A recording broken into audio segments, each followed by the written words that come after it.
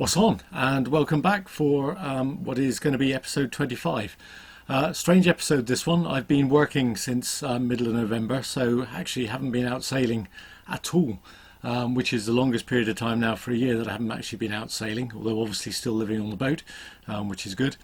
After the last episode, I had a couple of requests for how to make pasties and sort of what the food was that I was eating. So this episode is going to pretty much be my take on marine cuisine, and I use the word cuisine very, very loosely because it's my cooking.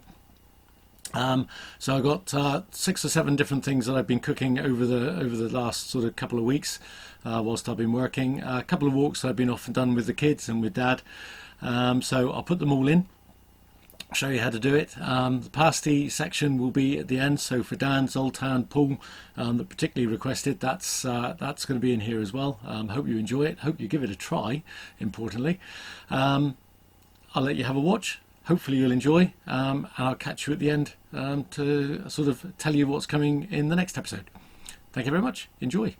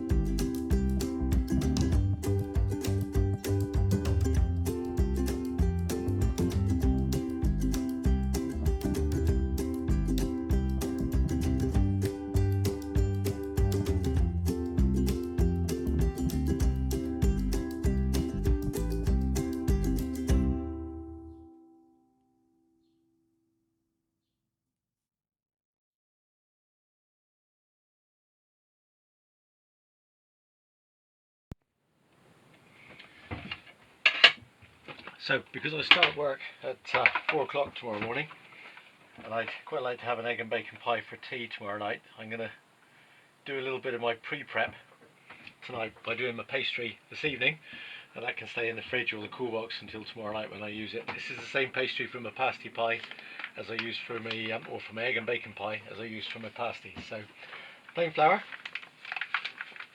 and I'm going to use 1 pound of plain flour, which I'm going to put in, and then I'm also going to use 1 block of lard, and I've just got a little bit of cool water, cold water, which is going to mix it together. I want to touch it as little as possible.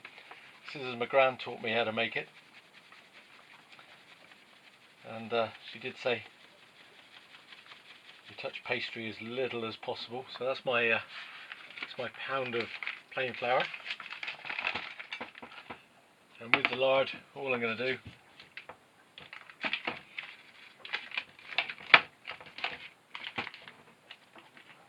cut it into little slithers.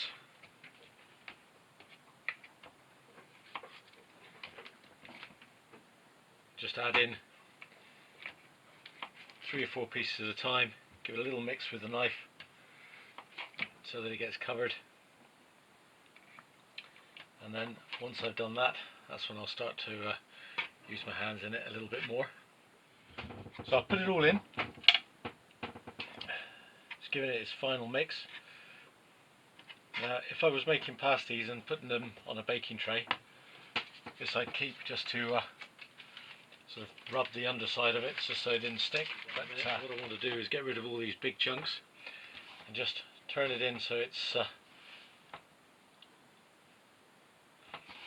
of dotted around and sort of squeezed out and all covered. Don't want it too fine. So this is how my gran taught me. When I was in my mid-30s, I used to go round to her every Thursday, and she'd teach me how to make something each week, something a little bit different, which was great, from pasties to egg and bacon pies to lemon drizzle cakes and other bits and bobs, and that coupled with what my mum's taught me with cakes and fairy cakes and mince pies and things is a good grounding.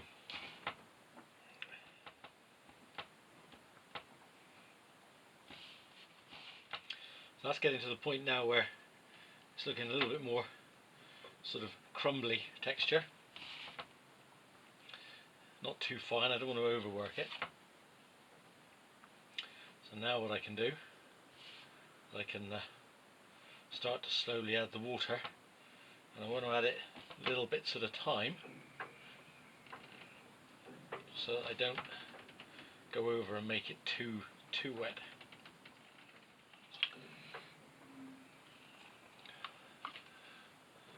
Just going to mix it. I'm using bottled water because my water's straight from the water tank here on the boat. I put purifying tablets in to make sure it's drinkable, but even so I haven't actually just drunk it straight from the tap in the year that I've been here. I boiled it first, and I don't want boiling water for this. So this water has been sitting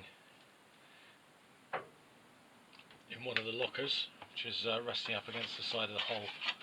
So actually it's cold as if it's been in the fridge. If it was just normal tap water, I'd probably put it in a bowl, put it in a jug and put it in the fridge maybe for 3/4 of an hour before doing this. Excellent, so that's turned into a good bowl of pastry now.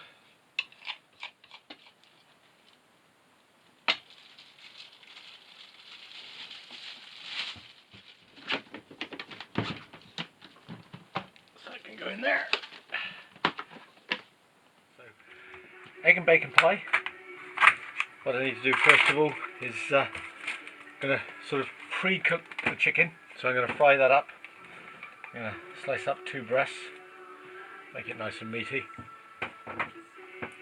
So just going to fry that off so it's given a little bit of a pre-cook. The bacon will cook actually in it as I do it. So I'm just going to put that in to fry up, cut it down into lots of small pieces.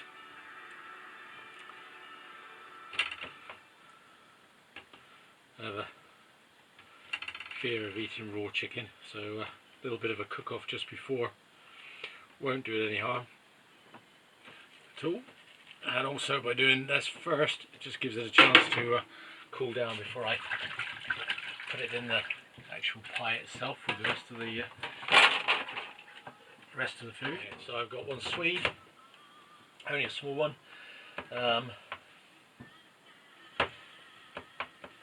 one potato, decent sort of size, one onion, and then one leek. And as I cut up each bit, I sort of slice them down into small easy bits. I'm going to add copious amounts of salt, because that's what I do. Start with the leek.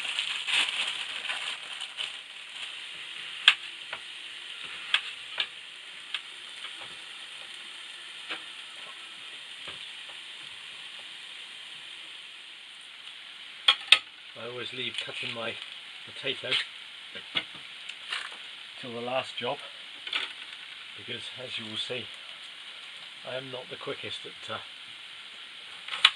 slicing and dicing veg.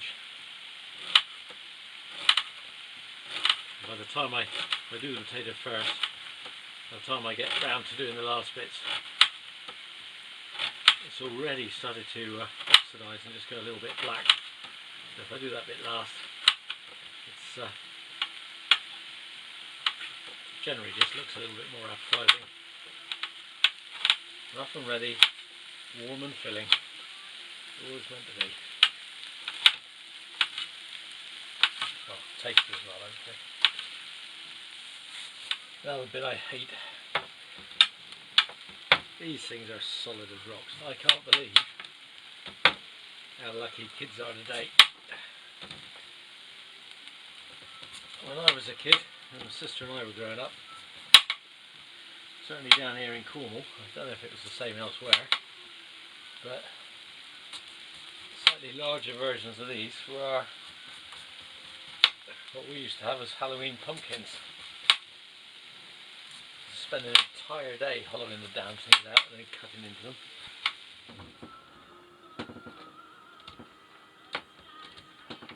So at the moment, I'm just putting everything into one bowl. Once I've cut everything, I'll put it all in and give it a bit of a mix up as well. That's the Swede, the spring onion, and the leek's done. Now just do the potato. And again, I'm going to do the same, cutting into relatively smallish bits. Chicken's been given a cook, so that's now just cooling down a little bit. I'm going to put some bacon in the pie as well. I'm doing relatively thin sections. There's nothing I hate more, especially when I buy a shop bought pasty, of having dirt great pieces of potato or meat in there. And it also, for me, needs to be properly mixed up, not just the veg in one bit and then the meat's clumped into another section. So, but that's me. Not that salt. And then bacon wise, I'm just going to use up what I've got here, which I think is about 5 rashers. What I've done in the past as well with this is, especially since I've been living on my own, I tend to experiment a little bit more. And if I've got stuff left over which I'm looking at and thinking, well, really I could do with eating that relatively soon, peppers, mushrooms, that sort of thing, then I'll chuck that in here as well. put the chicken in there as well, just for a minute. I can wash up a few of these bits. So the last bit for the filling, now that's done, is the egg, obviously, for the egg and bacon pie. So what I'm going to do, 3 eggs. I'm going to give them a whisk, and effectively, once I've poured everything in, they can go in and they'll fill up all the little gaps, which will be good. So just before I start rolling the pastry, I'm going to preheat the oven. When I was at home, it was 140 degrees for 50 minutes to an hour. This one, I've got no idea, it's gas mark, I don't know how that works. So I leave it on 5 and I keep turning it every half an hour so it doesn't catch on the edges. And it seems to take about an hour and 20-ish. We'll see. It's when it's ready, really. So what I want to do is roll this out enough that I can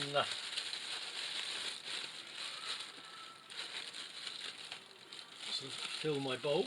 So I'm going to take about 2/3 of it. So I leave 1/3 for the lid.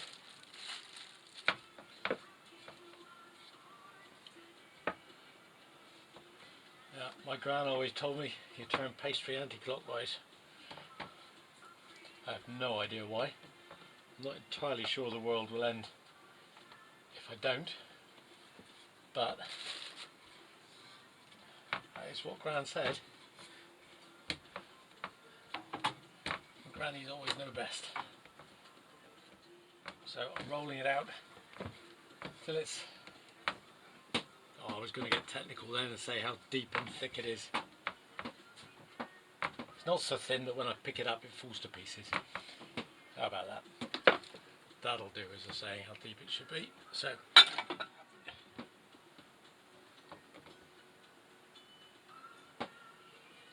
I want that to go in.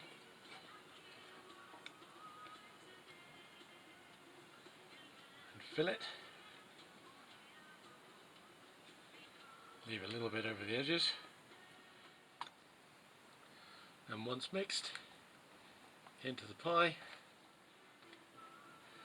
And then a couple of little holes with your finger. In with the egg.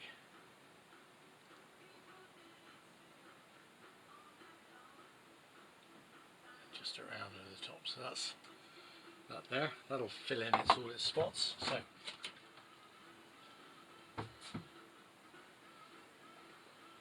cool. Now, crimping. A bit I really enjoy. Grab and work and just pull your fingers over the top.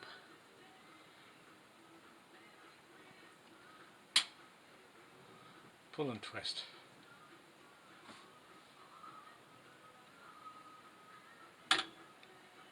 Get some extra thick bits, it doesn't matter.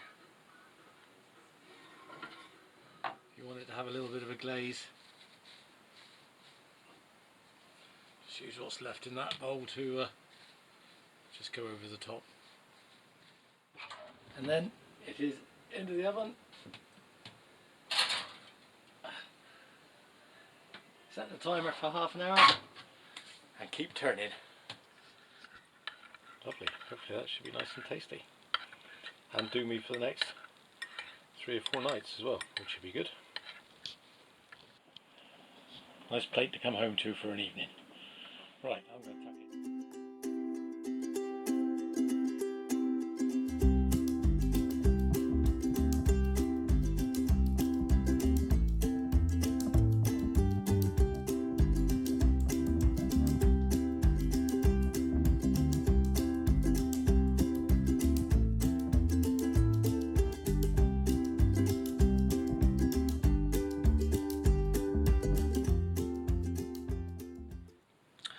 So now for the pasty making, which I promised a few of you that I'd do after the last video. So Paul, Zoltan, Dan, this is particularly for you, as the 3 of you have actually requested that I go through this.